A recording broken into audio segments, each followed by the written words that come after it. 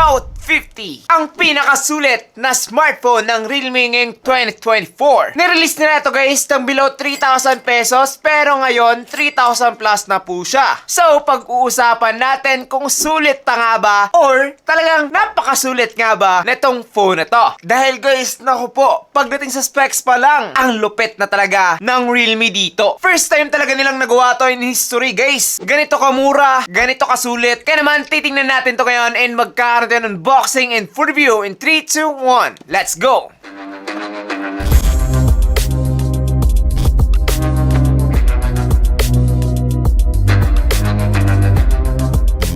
Yo, what's up guys? I'm JP and this is JTeen TV. Now, looking at its box, kung makikita naman ninyo, Note 50 and spec sa likod. And so far, wala nang iba. Napakagandang tingnan dahil nga napaka-yellow niya. Black yung text, kaya naman black and yellow. Black and yellow, black and yellow. Huh?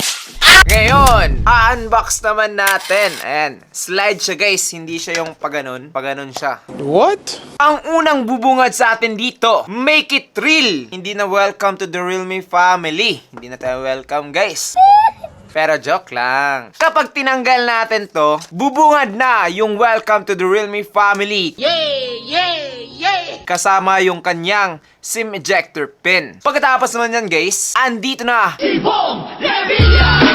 andito na yung kanyang mga paperworks. Pagkatapos naman yan, eto na yung aking favorite. Yes, the jelly case or free clear case. Pagkatapos naman yan, andito na. Sumusunod na dito guys. Oops. Yung bagong Realme Note 50. Ayan, nasa kulay blue. Lastly, dito sa ibaba, meron tayong Type-C cable na kasama. So, Type-C na rin siya. And yung kanyang 10 watts na charging adapter. Sayang, 10 watts lang. So far, complete naman yung package dito guys. Dahil nga meron na siyang case, charger. So, okay na to para sa akin. So, eto na nga siya guys, in the flesh. Realme Note 50. Nasa kulay blue, pero meron ka pa iba't ibang choices. Now, depende na rin yon dahil nga maraming sold out. Even nga siguro to guys, wala na. Natagalan talaga akong hanapin tong phone na to dahil nga palaging sold out. Kaya naman, excited na ako dito guys. First, kunin muna natin to. Sagabal to eh. Yun. Oh.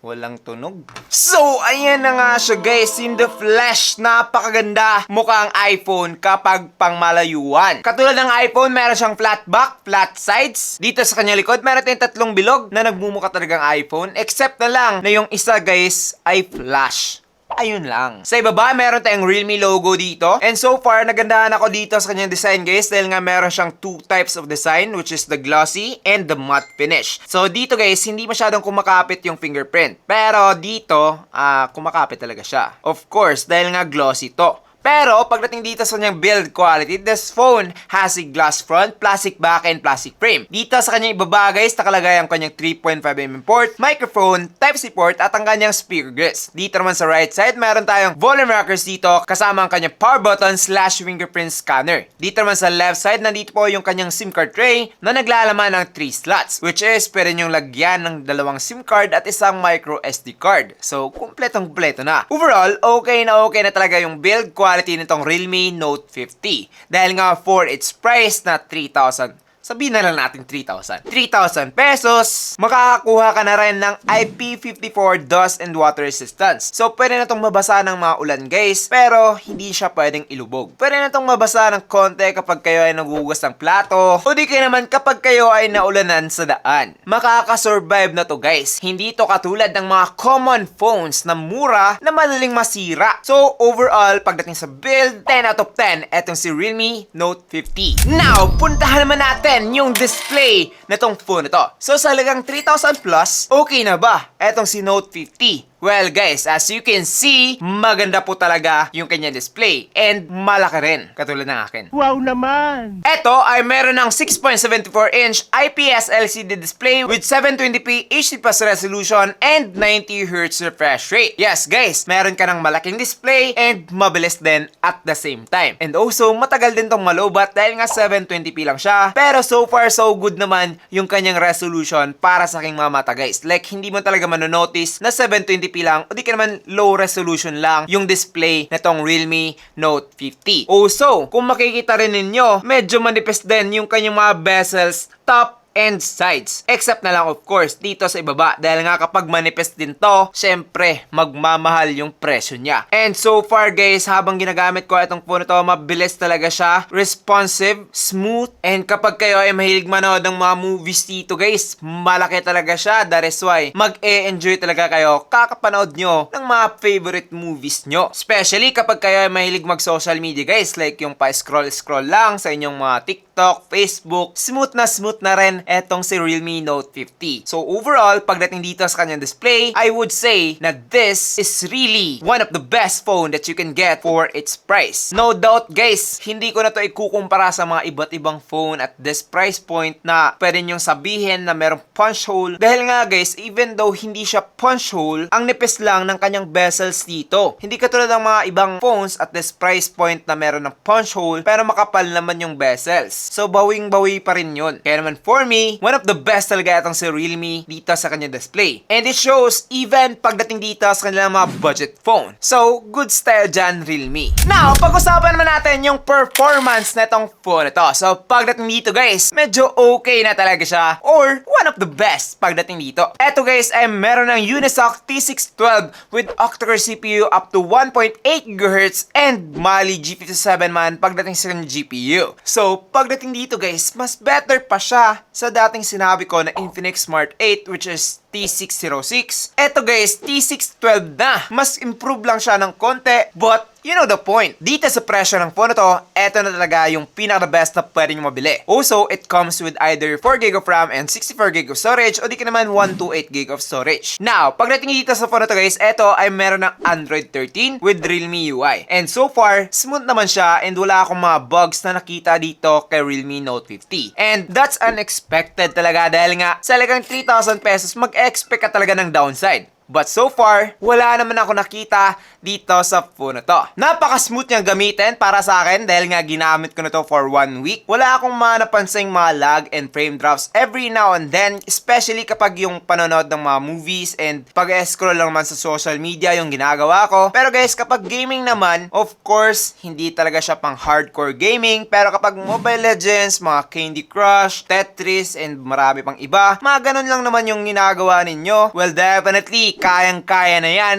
netong Realme Note 50. Dito nga guys, tinas ko siya kay Mobile Legends and as you can see, meron na siyang ultra graphics with high refresh rate and napaka-smooth na niya guys, napaka-playable. Kaya naman mag-e-enjoy ka talaga dito kapag eto talaga yung ginagamit mo pang Mobile Legends dahil nga maiisip mo talaga na napakamura ng phone ko. Tapos pwede na pala dito, malaki pa, smooth pa dahil nga 90Hz refresh rate. Nakaka-connect na rin sa 5G Wi-Fi. So, ano pang hinahanap nyo, di ba? Napakasulit talaga nitong Realme Note 50. So, napakaswerte talaga ng mga taong nakabili ng around 2.8 ata yun. So, hindi ko inabutan na 2,800 plus lang yung kanyang presyo, guys. But, nagsisale-sale naman sila every now and then sa TikTok shop nila. Pero, yun na nga, TikTok and Lazada lang to available. So far, guys, pagdating dito sa kanyang performance, hahanapin mo talaga to kapag nalaman mo na mas better pa siya sa mga nakaraang sinabi ko na best 3,000 pesos. And hindi ako biased dito guys. Of course, meron ding mga part which is mas better yon. But so far, pagdating sa performance, mas better talaga etong si Realme Note 50. Ngayon, pagdating naman dito sa kanyang charging guys, meron lamang tayong 5,000 mAh battery which is okay na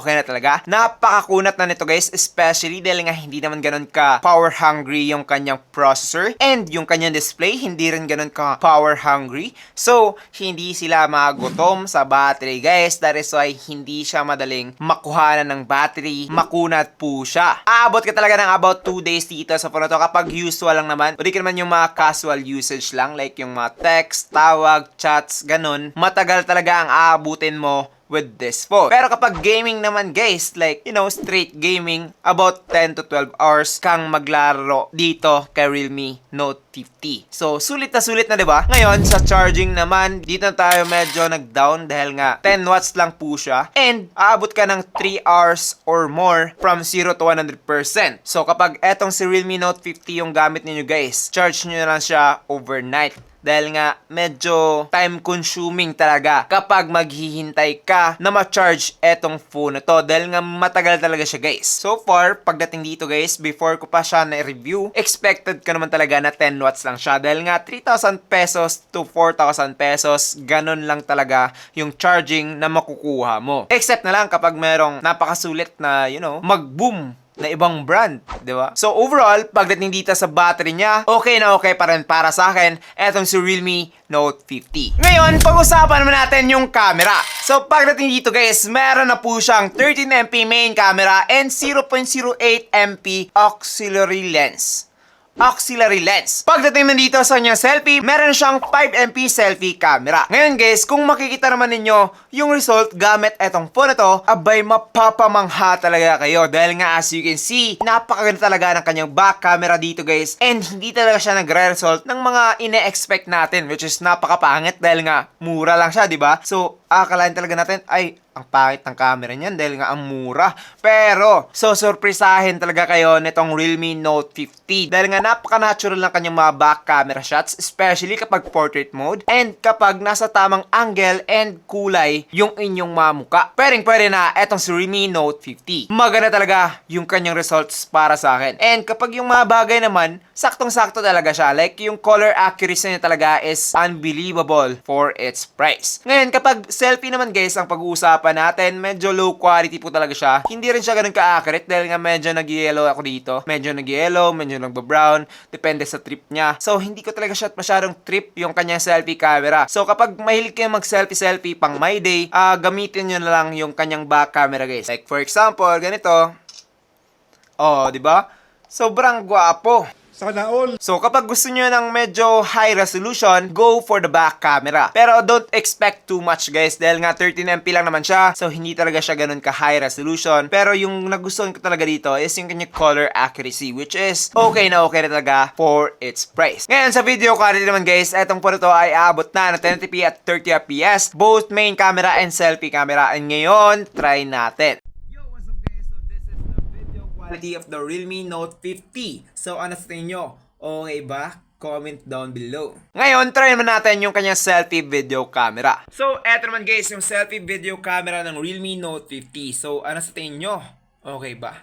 Comment down below. Overall, as I'm looking at the results of these two videos, masasabi ko talaga na okay yung kanyang back camera. Like, parehas lang sa photos guys. Okay talaga yung kanyang back camera. Pero yung kanyang selfie, medyo low resolution talaga. Like, napaka low resolution. Masasabi mo talaga na mura lang ang phone. Pero, yun na nga, overall for the video quality, again, use the back camera. Maganda talaga siya, guys. So, overall, pagdating dito sa kanyang camera, okay na okay talaga siya kapag gagamitin mo yung kanyang mala iPhone na back camera. Pero, yung kanyang selfie, guys, don't bother. Hindi talaga siya ganun kaganda. Siguro, makakachamba ka dito ng magagandang photos, but hindi siya consistent. Ngayon, overall, sulit ba etong si Realme Note 50? Well, definitely, yes, if you can get it for the right price. Ngayon guys, ang right price nito is around 3,500 to 3,800 pagdating sa kanyang 464 gig and 4,500